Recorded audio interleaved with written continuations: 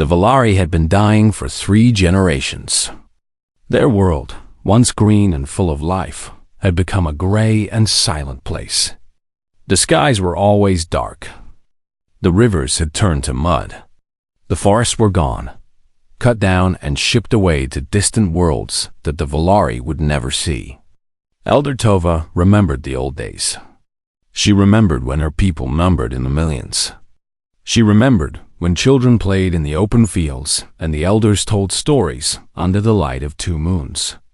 But those days were gone now. The Dominion had taken everything. The Dominion was not a single species. It was an empire of many species, all united under one purpose, to take what they wanted from weaker worlds.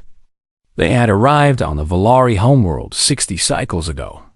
At first, they came with promises. They spoke of trade and cooperation. But the Valari soon learned the truth. The Dominion did not make friends. They made slaves. For 60 cycles, the Valari had been used. Their strongest people were sent to work in the mines, digging up precious metals that powered Dominion ships. Their scientists were forced to share their knowledge. Their children were taken to serve in Dominion households on distant planets.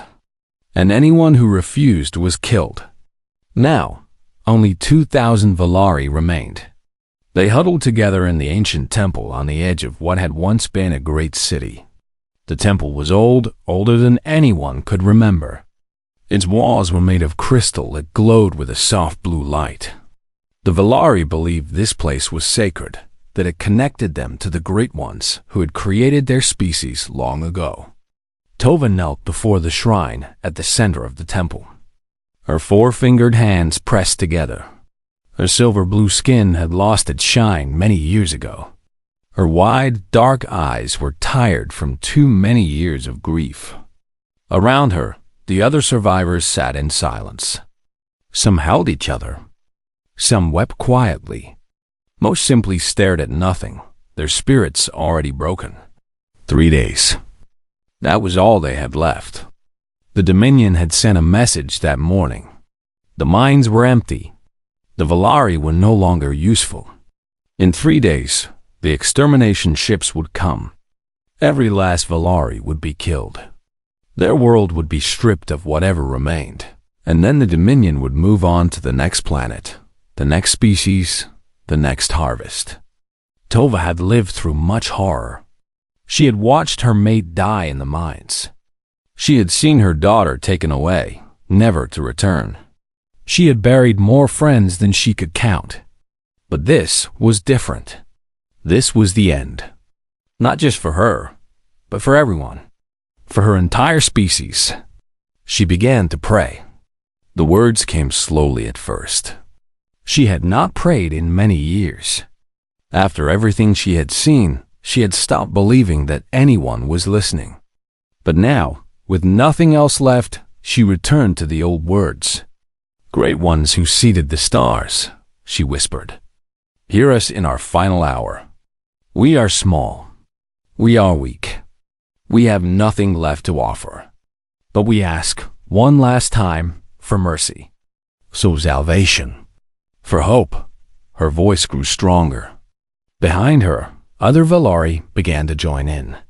Their voices rose together, filling the ancient temple with sound for the first time in years. "If you exist, if anyone exists who might hear our cry, please send us help. Send us deliverance. Send us anything." The prayer echoed off the crystal walls and faded into silence. Nothing happened. Tova lowered her head. She had not expected anything to happen. The universe was cold and empty. The great ones were just stories. There was no one coming to save them. A young Valari named Kira sat nearby, holding her infant child close to her chest. The baby was thin and sickly. There was not enough food. There had not been enough food for a long time. Kira looked at Elder Tova with eyes that held no hope. "Do you think they heard us?" Kira asked softly. Tova did not answer. She could not lie to this young mother. She could not tell her that everything would be fine. So she simply reached out and took Kira's hand, holding it gently. "I do not know," Tova admitted. "But I know that we tried. And sometimes that is all we can do." Outside the temple, the gray fog swirled endlessly. It had covered their world for decades now, a result of the pollution from the mines. The Valari could no longer see their moons. They could no longer see the stars. They lived in a world of shadows and silence. But far away, beyond the fog, beyond the atmosphere, beyond even the Dominion fleet that hung in orbit like a ring of death, something was happening. On the very edge of the solar system, in a region of space so distant that even the Dominion sensors did not reach it, a small ship dropped out of hyperspace. It was not a warship. It was not a rescue vessel. It was a simple research craft designed to explore unknown regions of the galaxy and study new forms of life. The ship was called the Horizon. It belonged to the United Earth Exploratory Corps, an organization dedicated to peaceful exploration and scientific discovery. Its crew numbered only 7 people. They had been traveling for months, mapping star systems that no human had ever visited before.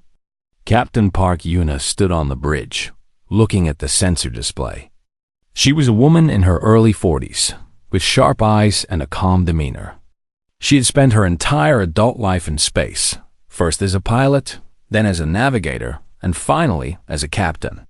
She had seen many things in her travels, but she had never seen anything like this. "What is that?" she asked, pointing at the display. Her science officer, a tall man named Big Doyun, studied the readings. His face grew pale. "Dominion ships," he said quietly. 14 of them. In orbit around that planet. The bridge fell silent. Everyone knew what the Dominion was. Humanity had never fought them directly, but they had seen the aftermath of Dominion conquests. Dead worlds. Extinct species. Survivors who spoke of horrors beyond imagination. "And the planet?" Yuna asked.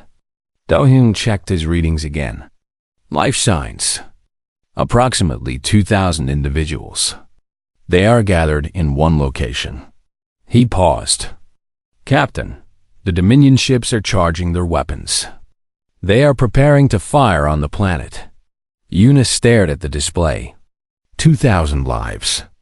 2,000 people she had never met, would never know. They were about to die, and there was nothing she could do about it. Or was there? She thought about her father, who had died saving strangers during a flood when she was just a child. She thought about her grandmother, who had survived wars and disasters by helping others survive too. She thought about everything she had been taught about what it meant to be human. Humans did not look away. Humans did not abandon people in need. Humans showed up, even when it was dangerous. Even when it was hopeless. Even when every logical voice said to run. "Calculate a jump to the planet's surface," Yuna said. Her navigator, Choi Jisoo, looked up in shock. "Captain, we cannot fight those ships. We have no weapons. We will die." "Maybe," Yuna admitted. "But those people down there are going to die for certain if nobody helps them. I would rather die trying to save them than live knowing I did nothing." She looked around the bridge at her crew. 6 faces. 6 people who trusted her. "Anyone who wants to leave can take the shuttle. I will not judge you. But I am going down there." Nobody moved toward the shuttle bay. Engineer Kwan Tihi cracked her knuckles and smiled grimly. "Well, Captain, if we are going to do something stupid, we might as well do it together." Yuna nodded. She felt something warm in her chest. Pride, perhaps. Or maybe just love for these brave, foolish humans who refuse to abandon strangers. "Do-hyun," she said, "before we jump, send a message. Send it to Earth, to our colonies, to every human ship you can reach. Tell them where we are. Tell them what we found. Tell them we need help." Dunn nodded and began typing rapidly. On the planet below, the Valari continued to pray. They did not know that their prayers had been heard. They did not know that 7 humans were about to risk everything for them. But in the darkness of space, a small light was moving toward them. And hope, though they did not know it yet, was on its way. The horizon shook violently as it entered the planet's atmosphere. Warning lights flashed across every console. The hull temperature was rising fast. Captain Park Yuna gripped her seat and watched the view screen fill with fire. "Shields are failing," shouted Engineer Quan Tihi from her station. "We have maybe 2 minutes before we lose everything." "Keep us together," Yuna ordered. "Just a little longer." The ship had not been built for combat. It had not been built for high-speed planetary entry either. It was a research vessel, designed for careful, slow exploration. But there was no time for careful now. The Dominion sensors had detected them the moment they jumped into the system. 3 fighters were already chasing them, firing weapons that lit up the sky like deadly stars. Pilot Nam Sung-ho wrestled with the controls. His hands moved faster than thought, making tiny adjustments that kept the ship from spinning out of control. Sweat dripped down his face. His jaw was tight with concentration. "Fighters are closing," reported Baek Do-hyun from the sensor station. 20 seconds until they are in optimal firing range. "Then we need to be on the ground in 15, Yuna replied. The ship dove through the clouds. The gray fog of the Valari world swallowed them whole. For a moment, everything was just mist and shadow. The Dominion fighters could not see them. Their sensors were confused by the thick pollution in the atmosphere. "Now, Sung-ho," Yuna said quietly, "put us down." The pilot nodded and aimed for a flat stretch of muddy ground near a large structure that glowed faintly blue through the fog. The temple, the place where the survivors were gathered. The landing was not gentle. The horizon hit the ground hard, skidding through mud and rocks for nearly a kilometer before finally stopping. The impact threw everyone forward. Something in the back of the ship exploded. Smoke filled the bridge. But they were down. They were alive. Yuna unbuckled her harness and stood on shaking legs. "Everyone okay?" One by one, her crew checked in. Bruises. Minor cuts. A possible broken arm for Medical Officer Oh Minji. But everyone was alive. "The fighters?" Yuna asked. Do-hyun checked what remained of his sensors. "They passed overhead. They are circling back, but the fog is confusing them. They do not know exactly where we landed." "Good. That gives us time." Yuna moved toward the exit hatch. "Grab whatever supplies you can carry. Medical kits, food, water, anything useful. We are going to meet the locals." Taehi looked at her with wide eyes. "Captain, we do not even know if they are friendly. We do not know anything about them." "They are 2,000 people about to be killed by the Dominion," Yuna replied. "That is all I need to know."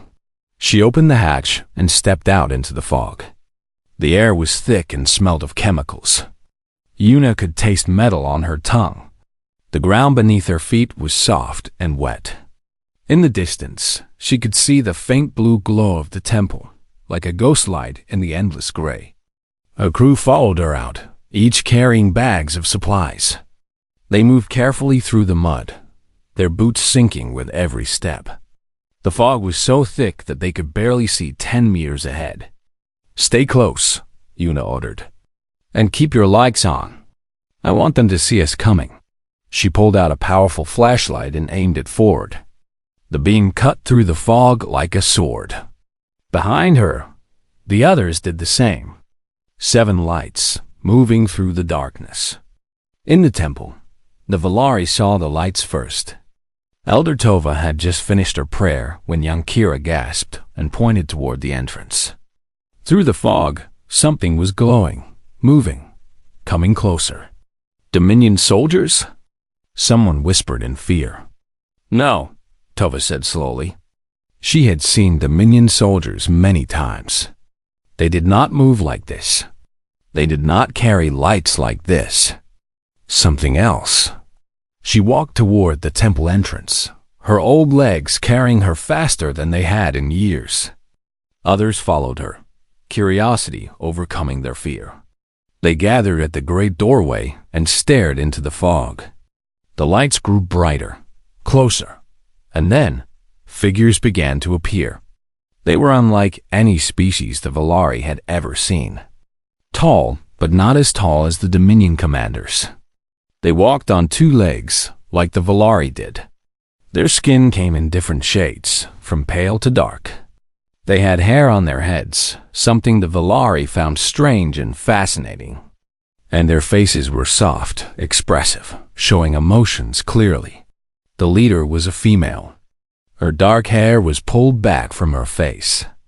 Her skin was pale, marked with soot, and a small cut above her eye. She walked with confidence, even though she was surrounded by strangers in a hostile world. When she reached the temple entrance, she stopped and raised both hands, showing that they were empty. I am Captain Park Yuna, she said. Her voice came through a small device on her collar, translated into the Valari language. We are from a planet called Earth. We are humans. We saw that you were in danger, and we came to help. Tova stared at this strange creature. Our minds raced with questions. How did they get here? How did they survive the Dominion fighters? Why would they risk their lives for strangers? How did you find us? Tova asked, her voice trembling. We sent no signal. We have no way to contact anyone. Yuna paused. A small smile crossed her face, though it was a sad smile. We picked up something. A faint energy signature from your temple. Our science officer thought it might be natural, but she hesitated. But maybe it was something else. Maybe you did send a message, even if you did not know it. Tova felt tears forming in her eyes. The prayer, the ancient crystals in the shrine. Had they truly carried her words out into the universe? We prayed, Tova whispered. We prayed to the Great Ones. We asked for salvation. Well, Yuna said gently, I do not know anything about Great Ones, but we heard something. And we are here now. Kira pushed forward through the crowd, still holding her baby. You cannot save us, she said, her voice desperate. The Dominion has 14 warships. You are only 7 people. You will die with us. Yuna looked at the young mother and her thin, sickly child. Something in her expression changed, became harder, more determined. Maybe, she admitted. But before we jumped here, we sent a message of our own. Back to our people, to Earth, to every human ship we could reach. She took a deep breath. Humans do not abandon people in need. When they get our message, they will come. When? Tova asked. The extermination ships arrive in 3 days. Then we hold out for 3 days, Yuna said simply. She turned to her crew and began giving orders. Minji, set up a medical station. Start treating anyone who needs help.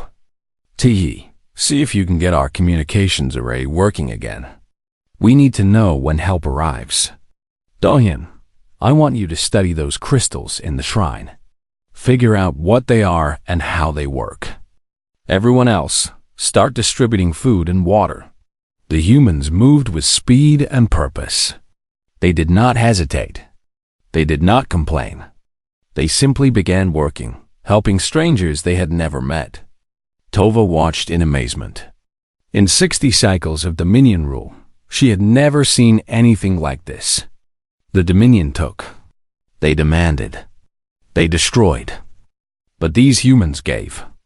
They helped. They protected. Why? She asked Yuna quietly, as the captain supervised the distribution of supplies. Why do you do this? You owe us nothing. We are not your people. Yuna stopped and looked at the old Valari elder. Her eyes were kind but serious. "On Earth, we have a saying," she said. "When you see someone drowning, you jump in to save them. You do not ask who they are. You do not ask what they believe. You do not ask if they deserve to be saved. You just jump." She placed a hand on Tova's shoulder. "You were drowning. We jumped. It is that simple." Tova took Yuna's hand in her own four-fingered grip. The human skin was warm, so different from Valari skin. But the warmth felt good. It felt like hope. "Thank you," Tova said. "Whatever happens, thank you." Yuna nodded. "Save your thanks for when we survive this." Outside, the fog swirled endlessly. The Dominion fighters still circled somewhere above, searching for the crashed ship. In orbit, 14 warships waited, their weapons ready to end 2,000 lives. But in the ancient temple, for the first time in 60 cycles, the Valari were not alone. 7 humans had come out of the fog. 7 small lights in the endless darkness. And somewhere, racing across the galaxy, more lights were coming. 2 days had passed since the humans arrived. 2 days of waiting, of hoping, of fearing. The Dominion fleet still hung in orbit above the planet, dark shapes against a darker sky. But they had not attacked yet. Something was making them wait. Inside the temple, the Valari had begun to change. It started with small things. Children who had not smiled in years were now laughing at the strange stories the humans told. Elders who had given up all hope were now sitting up straight, eating the food the humans shared, speaking of futures they had thought impossible. And it was all because of 7 people. 7 humans who had chosen to stay with strangers instead of running to safety. Captain Park Yuna stood near the temple entrance, looking out at the fog. She had not slept more than a few hours since they landed. Her eyes were red. Her body was tired, but her spirit remained strong. "Any word from Earth?" she asked Beek Doyen, who was working on a makeshift communication station. The science officer shook his head. "The signal is weak. The fog and the pollution are blocking most of our transmissions. I think our message got out, but I cannot be certain. And even if it did, I do not know how long it will take for help to arrive." "They will come," Yuna said, though she was not sure she believed it herself. "They have to come." Nearby, Medical Officer O. Minji was treating a young Valari child who had a bad cough. The child was scared at first, but Minji had a gentle way about her. She spoke softly, made silly faces, and soon the child was giggling instead of crying. "You are good with children," said Kira, watching from a few steps away. Her own baby was sleeping in her arms, finally peaceful after days of crying. Minji smiled. "I have 3 nephews back on Earth. They drive me crazy, but I love them." She looked at Kira's baby. "What is her name?" "Laya," Kira said softly. "It means new light in our language." "New light," Minji repeated. "That is beautiful." Engineer Quan Tihi had found a new project to keep herself busy. The ancient crystals in the temple shrine had caught her attention. They were not just decorative. They pulsed with some kind of energy, a technology far more advanced than anything the Valari currently possessed. "These are incredible," Tihi said to Elder Tova, who was watching her work. "Who made them?" "The Great Ones," Tova replied. "Or so we believe. They were here when our species was young. They taught us. They guided us. And then they left, promising to return one day when we needed them most." Taihi looked at the crystals with new respect. "And you prayed to them? Through these crystals?" "Yes, we have always prayed to them. Though I never truly believed anyone was listening." Tova paused. "Until you came." Tihi was about to respond when the ground shook. A deep rumble rolled through the temple, shaking dust from the ancient walls. Everyone froze. "What was that?" Yuna demanded. Doyen checked his sensors, his face going pale. Dominion landing craft. They are coming down through the fog. At least 20 of them. Yuna's heart sank. They had run out of time. How long until they reach us? She asked. 15 minutes. Maybe less. Yuna looked around at the temple full of people. 2,000 Valari. 7 humans. No weapons. No defenses. No way out. But she was not going to give up. Not now. Not ever. Everyone stay calm, she announced, her voice carrying through the temple. We have faced worse than this. It was a lie. They had never faced anything like this. But sometimes lies were necessary to keep people strong. She pulled her crew together in a small huddle. Ideas? Navigator Choi Jisoo shook her head. We cannot fight them. We cannot outrun them. We cannot hide from them. What about the crystals? Teehee asked suddenly. They have power. Real power. I can feel it. Maybe we can use them somehow. Use them how? Yuna asked. I do not know yet. But give me time. Just a little more time. Yuna nodded. Do it. Everyone else, help me set up a barrier at the entrance. Use anything you can find. We need to slow them down. The humans and Valari worked together, piling up broken stones, old furniture, anything they could move. It would not stop the Dominion soldiers, but it might buy them a few extra minutes. Outside, the fog began to glow with an ugly red light. The Dominion landing craft were getting closer. Their engines screamed through the thick air, making a sound like dying animals. Elder Tova stood next to Yuna at the barrier. Her hands were shaking, but her voice was steady. If this is the end, she said, I am glad we did not face it alone. Yuna took the old Valari's hand. It is not the end yet. And even if it is, we will make them remember us. The first Dominion soldiers appeared through the fog. They were tall creatures, insect-like, with hard shells and multiple arms. They carried weapons that hummed with deadly energy. There were hundreds of them, spreading out to surround the temple. Their commander stepped forward. He was larger than the others, with decorations on his shell that marked his rank. When he spoke, his voice was cold and cruel. Surrender the humans, he ordered. Give them to us, and we will make your deaths quick. Yuna stepped forward, putting herself between the Dominion commander and the Valari behind her. No. The commander tilted his head, as if confused. You are one human. You have no weapons. You have no army. You cannot stop us. Maybe not, Yuna agreed. But I am not going to step aside and let you kill these people.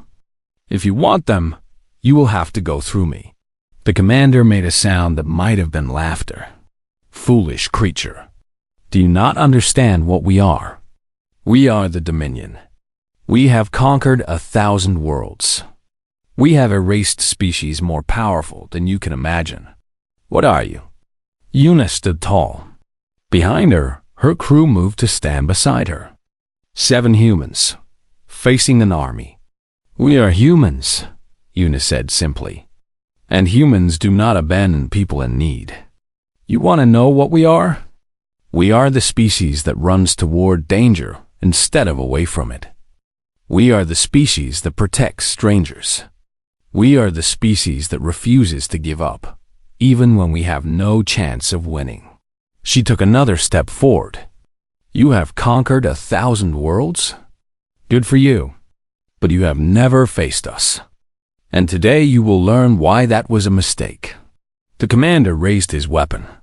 Kill them all. The Dominion soldiers moved forward. Time seemed to slow down. Yuna closed her eyes and thought of her father, her grandmother, everyone who had taught her what it meant to be human. And then the sky split open. A beam of light cut through the fog like a blade of pure fire. It struck the ground between the humans and the Dominion soldiers, sending both sides stumbling backward. More beams followed, Dozens of them, hundreds, raining down from the sky like the wrath of angry gods. Yuna looked up and saw something that made her heart soar. Ships, human ships, filling the sky from horizon to horizon. The Dominion soldiers looked up in shock and confusion. Their commander screamed orders, but it was too late. Drop pods were falling from the ships, crashing into the ground all around the temple. Hatches opened, and human soldiers poured out, armed and ready for battle. A voice boomed from speakers mounted on the largest ship. "This is Admiral Shin Yunji of the United Earth Defense Force. You are targeting civilians under human protection. Stand down immediately or be destroyed." The Dominion commander turned to run, but he did not make it 3 steps before a human soldier tackled him to the ground. Elder Tova sank to her knees, tears streaming down her face. Around her, the Valari were crying, laughing, hugging each other and the humans who had saved them. Yuna felt someone grab her arm. It was Tihi, her face bright with joy. "I told you they would come," Yuna said, her voice breaking. "You did," Tihi agreed. "You crazy, beautiful woman. You were right." Above them, the human fleet began to engage the Dominion warships in orbit. The battle had begun. But on the ground, surrounded by friends old and new, Captain Park Yuna finally allowed herself to smile. The gods had not answered the Valari prayers, but humanity had. And sometimes that was even better. Admiral Shin Yunji stood on the bridge of the UES Unbroken, the largest warship in the United Earth Defense Force. She was a woman of 60 years, with gray hair cut short and eyes that had seen too many battles. Her face was calm, but inside, a fire burned. She had received Captain Park Yuna's message 3 days ago, a desperate call for help from a small research vessel that had stumbled upon a genocide in progress. Most commanders would have ignored it. The Dominion was powerful. Getting involved was dangerous. The smart thing to do was stay away. But Yunji had never been interested in the smart thing. Within hours of receiving the message, she had gathered every available ship, warships, medical vessels, supply transports, even civilian ships crewed by volunteers who refused to stand by while innocent people died. Together, they had made the fastest hyperspace jump in human history, and now they had arrived. "Report," Yunji ordered. Her tactical officer, a young man named Han Junwoo, studied his console. 14 Dominion warships in orbit. They are forming a defensive formation around the planet. Ground forces were engaging the survivors at the temple, but our initial strike has scattered them. Good. What about Captain Park's crew? Alive, all 7 of them. Our soldiers have secured the temple and are protecting the survivors. Yunji allowed herself a small nod of relief. She had never met Park Yuna personally, but she had heard stories. A good captain, a brave woman. Exactly the kind of person humanity needed more of. "Open a channel to the Dominion fleet," Yunji ordered. A moment later, a large face appeared on the view screen. It belonged to Commander Vorik, the leader of the Dominion forces in this system. His insect-like features were twisted with anger. "Humans," Vorik spat the word like a curse. "You dare to interfere with Dominion operations? Do you know who we are? Do you know what we have done?" "I know exactly what you have done," Yunji replied, her voice cold as ice. "I have visited the worlds you have conquered. I have walked through the ruins of civilizations you have destroyed. I have spoken with the survivors who escaped your harvests." She leaned forward. "I know what you are, Commander. You are bullies. You are killers. You prey on the weak because you are afraid to face anyone who might fight back." Vorik's mandibles clicked in fury. "We are the Dominion. We have conquered 1,000 worlds. We have erased species beyond counting. You are nothing but a single fleet from a single planet. Then this should be easy for you," Yunji said. "Come and take us." She cut the communication. All ships, she announced across the fleet-wide channel.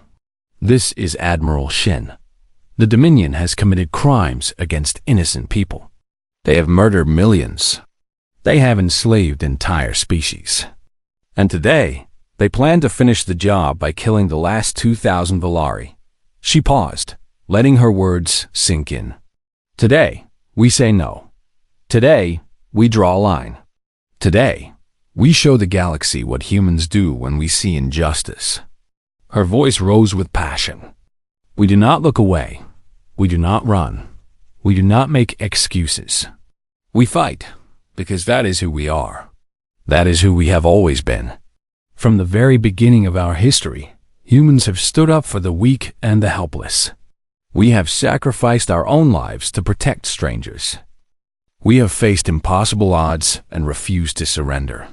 She looked at her crew, at the faces of soldiers and officers who had chosen to be here, knowing they might not survive. Today, we continue that tradition. Today, we fight for people we have never met, from a world we never knew existed. Today, we show the Dominion and everyone else watching that humanity will not stand by while innocent people are slaughtered. She raised her fist. All ships, engage. The human fleet moved as one. Warships formed attack formations and advanced toward the Dominion line. Support vessels hung back, ready to rescue damaged ships and recover wounded crew. Every ship knew its role. Every person knew what was at stake. The Dominion fleet opened fire first. Beams of energy lanced across the void, striking human shields and causing them to flare with light. One frigate took heavy damage and began to drift, but rescue ships were already moving to assist. The humans fired back. Their weapons were different from Dominion weapons. Less elegant, perhaps, but brutally effective. Missiles streaked toward enemy ships. Railguns fired slugs of metal at incredible speeds. Energy weapons carved through Dominion armor like hot knives through butter. Commander Vorik watched in disbelief as his ships began to fall. He had expected the humans to be weak, disorganized, easy to crush. Instead, they fought with a fury he had never seen before. They took damage that should have destroyed them and kept coming. Ships that lost their weapons rammed into Dominion vessels, their crews ejecting at the last moment to be rescued by support craft. What are they? Vorik demanded of his officers. How are they doing this? No one could answer him. On the bridge of the Unbroken, Admiral Yunji watched the battle unfold.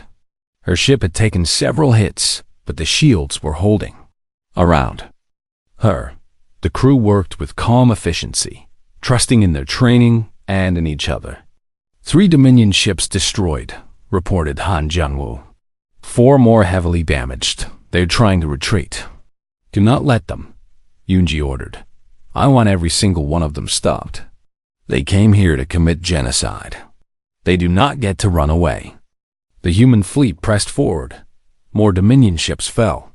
Some tried to surrender, only to find that the humans accepted their surrender and took them prisoner instead of destroying them. This confused the Dominion crews. In their experience, surrender meant death.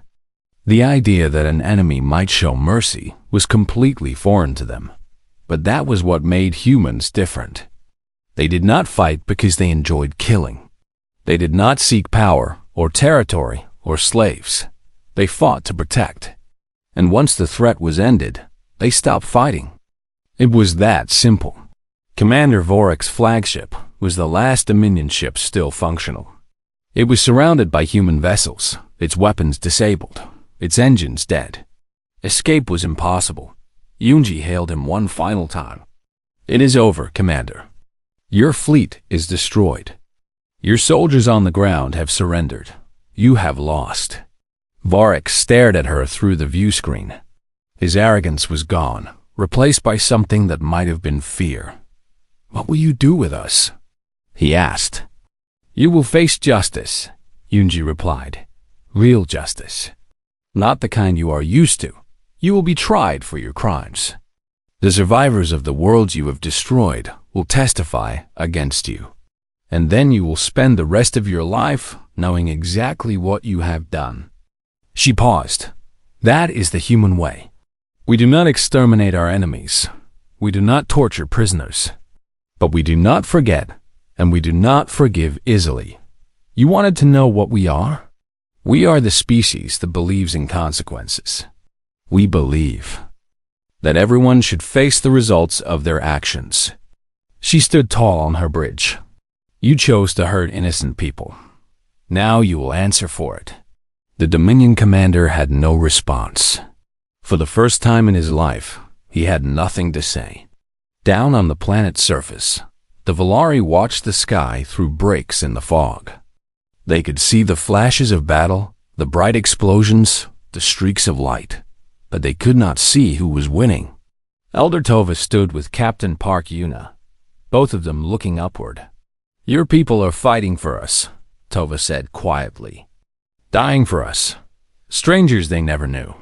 Yes, Yuna admitted. Some of them will die today. Why?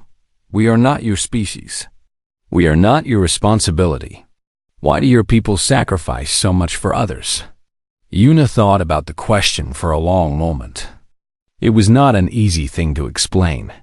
How could she put into words something that humans felt in their bones?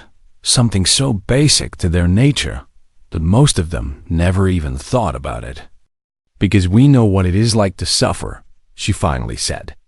Our history is full of pain, wars, disasters, injustice. We have hurt each other terribly over the centuries. But we have also learned from that pain. We have learned that the only way to survive is to help each other, to lift each other up, to refuse to let anyone face the darkness alone. She looked at Tova with gentle eyes. We fight for you because you needed help. It really is that simple. And because someday we might need help too. And we hope that when that day comes, someone will fight for us. The sky lit up with one final, massive explosion. Then, slowly, the lights began to fade. The battle was ending. A few minutes later, Admiral Yunji's voice came through every communication device on the planet. Attention all forces. The Dominion fleet has been neutralized. The planet is secure. Medical and supply ships are beginning descent.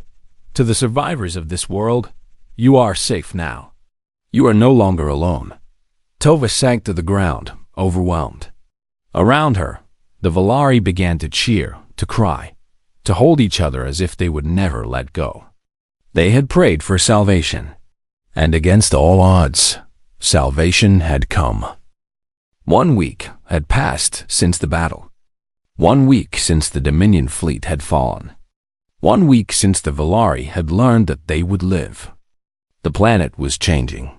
Human ships came and went constantly, bringing supplies, medicine, food, and equipment. Engineers worked to clean the pollution from the air and water. Doctors treated the sick and the injured. Teachers began working with Valari children, helping them learn and grow after so many years of suffering. And the fog was finally starting to lift. Captain Park Yuna stood outside the ancient temple, looking up at the sky. For the first time in decades, she could see patches of blue through the gray. Somewhere up there, 2 moons were waiting to be seen again. 2 moons that the young Valari had never known. Elder Tova walked slowly to stand beside her. The old Valari looked different now, stronger, more alive. Hope had given her new energy, new purpose. It is beautiful, Tova said softly, looking at the brightening sky. I had forgotten what the sky could look like. It will take time, Yuna said. Years, probably. But your world will heal. The engineers say the atmosphere can be cleaned. The forests can be replanted. The rivers will run clear again. Because of you, Tova said. Because of your people. Yuna shook her head. We just helped. Your world will heal because your people are strong. You survived 60 cycles of horror, and you are still here. That strength comes from inside you, not from us. Tova was quiet for a moment. Then she asked the question that had been on her mind for days. Will you stay? Yuna turned to look at the old elder. She saw the hope in those wide, dark eyes. The fear of being abandoned again. Some of us will, Yuna said gently. Earth is sending a permanent team. Scientists, doctors, teachers, diplomats. They will help your people rebuild. They will help you reconnect with the galaxy on your own terms, as equals, not as slaves. But not you? Yuna smiled sadly. My ship is being repaired. When it is ready, we will return to our mission. There are other worlds out there, other species who might need help. That is what we do. We explore. We discover. We protect. Tova nodded slowly. She understood. These humans were not gods who would stay forever. They were travelers, wanderers, helpers who moved from place to place, leaving things better than they found them. Then, before you go, Tova said, I want to show you something. She led Yuna into the temple, past the crowds of Velari and humans who were working together, past the medical stations and supply areas, all the way to the ancient shrine at the center of the building. The crystals were glowing brightly now. They had been dim for generations, barely flickering. But since the humans arrived, they had grown stronger every day. Some said it was because of the new power systems the engineers had installed. Others believed it was something else entirely. These crystals are very old, Tova explained. Older than our recorded history. We believe they were left here by the Great Ones, the beings who created our species. We have prayed to them for countless generations, asking for guidance, for protection, for help. She touched one of the crystals gently. It pulsed beneath her fingers, warm and alive. When the Dominion came, the crystals went dark. We thought the Great Ones had abandoned us. We thought our prayers were meaningless. But now I am not so sure. She turned to face Yuna. What if the Great Ones did hear us? What if they answered our prayers by sending you? Yuna was not a religious person. She believed in science and logic and things she could see and measure. But standing here, in this ancient place, she felt something she could not explain. A connection. A sense that maybe, just maybe, the universe was not as cold and random as she had always believed. I do not know, Yuna admitted honestly. Maybe the Great One sent us. Maybe it was just chance. Maybe our message reached Earth at exactly the right moment, because the universe wanted it to. She paused. Or maybe there is no deeper meaning at all. Maybe we came because we chose to come. Because that is who we are.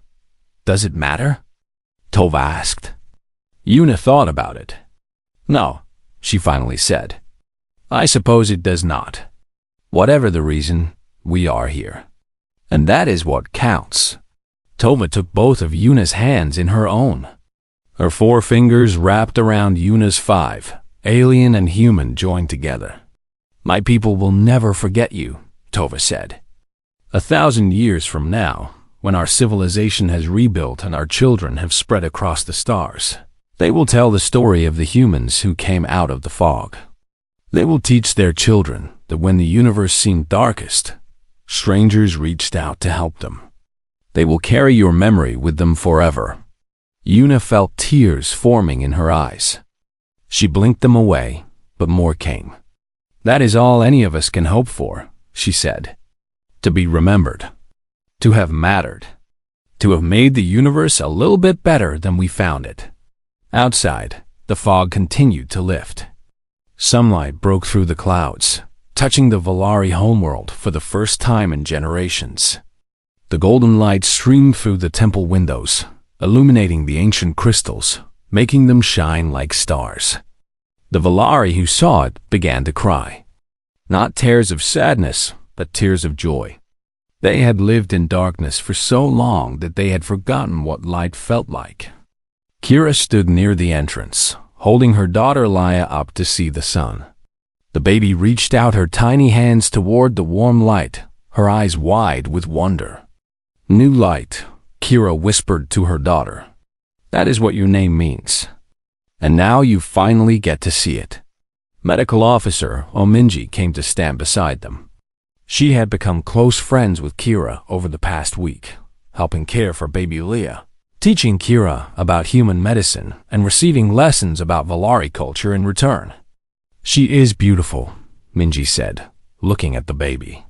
She's going to grow up in a new world. A better world. Because of you, Kira said. Minji shook her head. Because of all of us. Together. Admiral Shin Yunji arrived at the temple that afternoon. She had come down from orbit to meet the survivors personally, to look into their eyes and see the people she had fought to protect. Yuna met her at the entrance and saluted. Admiral. Yunji returned the salute, then pulled Yuna into a hug. You did good, Captain. You did better than good. You reminded us all of what we are supposed to be. I just did what anyone would have done, Yuna said. No, Yunji replied firmly. You did what too few people have the courage to do. You saw suffering, and you refused to look away. You had every reason to run, and you stayed. That is not ordinary. That is extraordinary. She stepped back and looked around at the temple full of survivors. I have been fighting the Dominion in small ways for 20 years. I have seen what they do. I have carried that weight with me every day. And today, for the first time, I feel like we have actually made a difference. Tova approached them slowly. She had heard the conversation. Admiral Shin, she said formally. I am Elder Tova. I speak for the Valari people. Yunji bowed respectfully. Elder Tova, I am honored to meet you. The honor is ours, Tova replied. We have something we want to give you. A gift from our people to yours. She gestured toward the shrine. Several Valari came forward, carrying a single crystal that glowed with soft blue light. It was smaller than the crystals in the shrine, but it pulsed with the same energy. This is a heart crystal, Tova explained. It contains the prayers and hopes of our people for thousands of years. We want humanity to have it, to remember us, to know that wherever you go, whatever you do, the Valari will always be grateful.